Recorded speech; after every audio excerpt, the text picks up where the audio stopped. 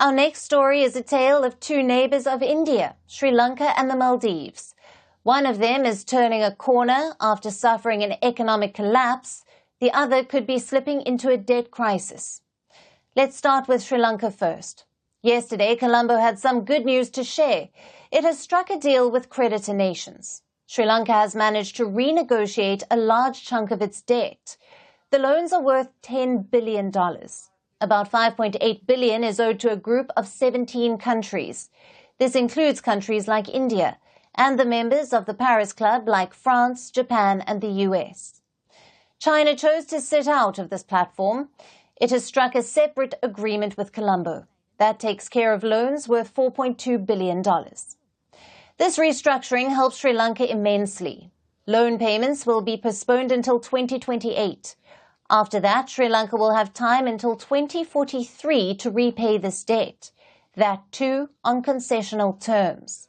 So overall, Sri Lanka's debt burden has been reduced. The job is not done yet. Some commercial loans are yet to be renegotiated. But this is a win for Colombo.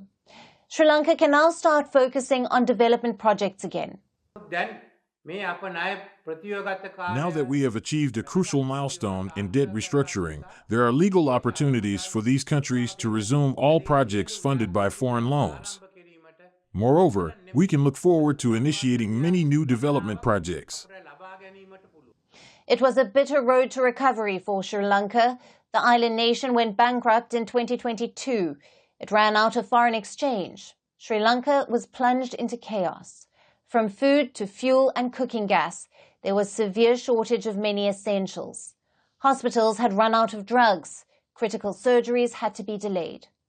Massive protests broke out across the country. It led to the ouster of the powerful Rajapaksas. Mahinda Rajapaksa, the then Prime Minister, resigned. His brother, President Gotabaya Rajapaksa, fled the country. The crisis was that severe.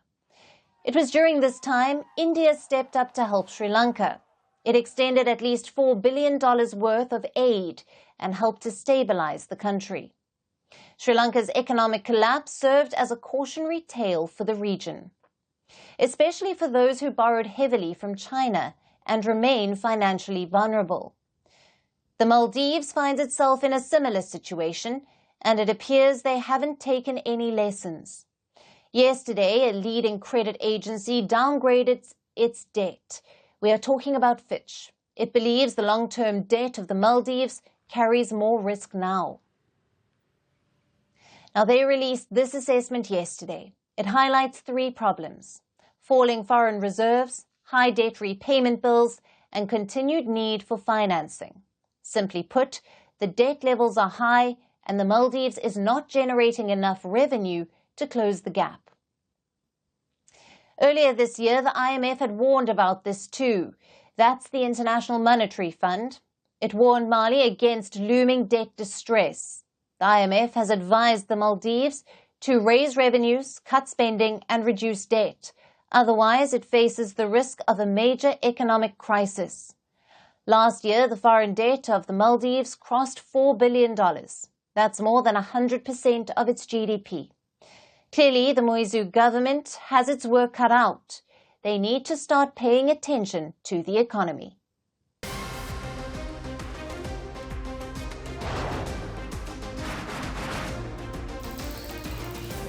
Obviously today, the T20 World Cup bandwagon has moved across to the West Indies. What can we expect